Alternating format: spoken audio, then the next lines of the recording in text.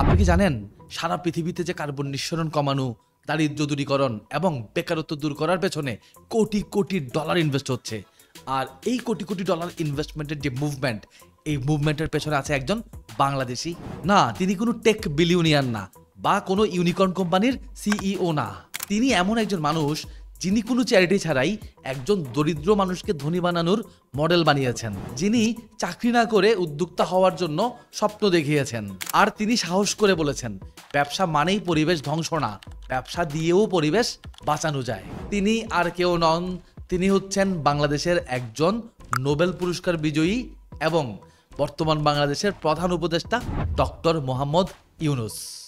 Nobel পাওয়া থেকে শুরু করে যুক্তরাষ্ট্রের প্রেসিডেন্টের হাত থেকে পাওয়া মেডেল অফ ফ্রিডম, জাতিসংঘের সর্বোচ্চ সম্মান, এমনকি 2024 সালের প্যারিস অলিম্পিকের থিমেও ছিল তার চিন্তা করা 3 তত্ত্ব। 2017 সালে তার প্রকাশিত বই এই ওয়ার্ল্ড অফ 3 তিনি বলেন, পৃথিবীর সবচেয়ে বড় 3টা চ্যালেঞ্জের সমাধান সম্ভব যদি আমরা অর্জন করতে পারি 3টা zero: zero poverty, zero unemployment এবং জিরো নেট কার্বন ইমিশন। এই 3টা শূন্য কিন্তু কোনো শব্দ নয়, এই 3টা শূন্য হচ্ছে ভবিষ্যতের অর্থনীতি গড়ার রোডম্যাপ। চলেন একটু পেছনের দিকে যাওয়া যাক। 1976 সালে চট্টগ্রাম বিশ্ববিদ্যালয়ের একজন শিক্ষক তিনি দরিদ্রদেরকে সাহায্য করার জন্য লোন দেওয়া শুরু করলেন। আর এরই ক্রমধারাবাহিকতায় তিনি তৈরি করলেন গ্রামীণ ব্যাংক, অ্যান্ড ফাইনালি এই গ্রামীণ ব্যাংকের হাত ধরেই তিনি অর্জন করলেন নোবেল পুরস্কার।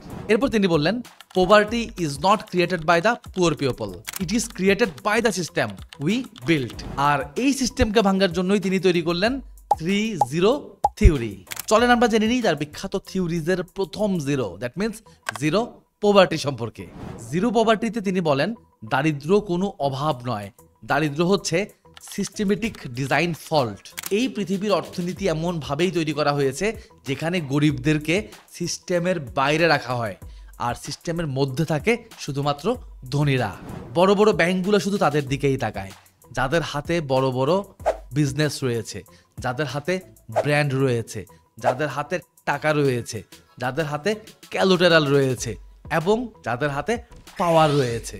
আর অন্যদিকে গরিব মানুষ, তাদের কাছে একটা জিনিসই থাকে আর সেটা হচ্ছে ভরসা।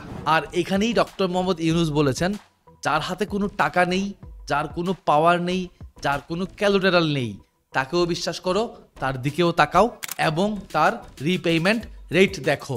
তার গ্রামীণ ব্যাংক আজকে লোন দেয় প্রায় 97% মহিলাকে, যেই মহিলারা আগে কখনো একটা ব্যাংকের ভেতরে একটা অ্যাকাউন্ট খোলারও সাহস পেত না। আর এই কারণেই আমেরিকার বিখ্যাত নিউজ পেপার নিউ ইয়র্ক টাইমসে একটা প্রতিবেদন ছাপা হয়।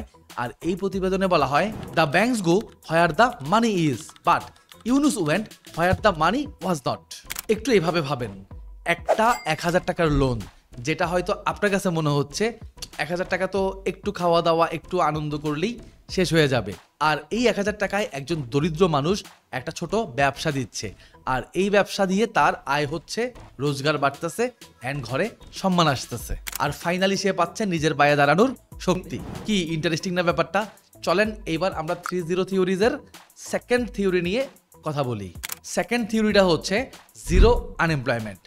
আমরা ছোটবেলা থেকেই দেখছি মানুষ সব সময় বলে, ভালো মতো পড়াশোনা করো, ভালো চাকরি পাবে, কিন্তু এটা বলে না তুমি এমন কিছু বানাও যেখানে তুমি অন্যকে চাকরি দিবে।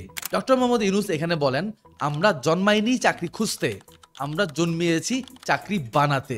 ধরেন একজন তরুণ, সে গ্র্যাজুয়েশন কমপ্লিট করে নিজের একটা সিভি তৈরি করে চাকরির জন্য এখানে ওখানে ঘোরাঘুরি করতেছে, অ্যান্ড আনফর্চুনেটলি সে হয়তো একটা চাকরি ম্যানেজ করতে পারতেছে না।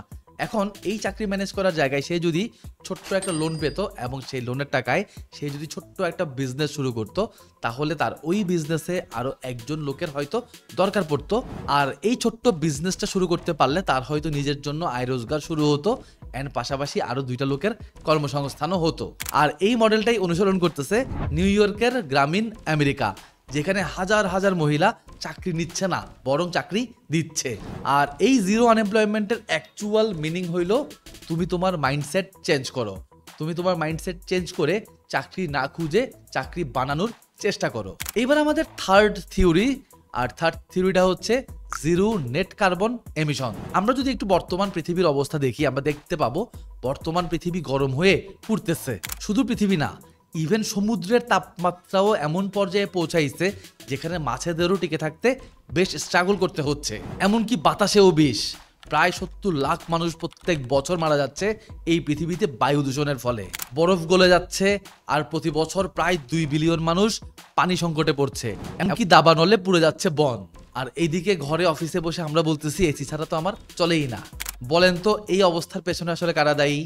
ডেফিনেটলি আমরা। এই অবস্থার পেছনে আমরা দায়ী। আমরা এই পৃথিবীর উন্নয়ন করতে করতে এমন একটা স্টেজে চলে যাচ্ছি যে আমরা পৃথিবীটাকে আসলে ধ্বংসই করে ফেলতেছি। আর এখানেই ডক্টর মোহাম্মদ ইউনূস বলেন উন্নয়ন করো বাট পৃথিবীকে ধ্বংস করো না। আর এখান থেকেই তৈরি হয় গ্রামীণ শক্তি। আর এই গ্রামীণ শক্তির আন্ডারেই গ্রামে মানুষের ঘরে ঘরে পৌঁছে যাচ্ছে সোলার প্যানেল।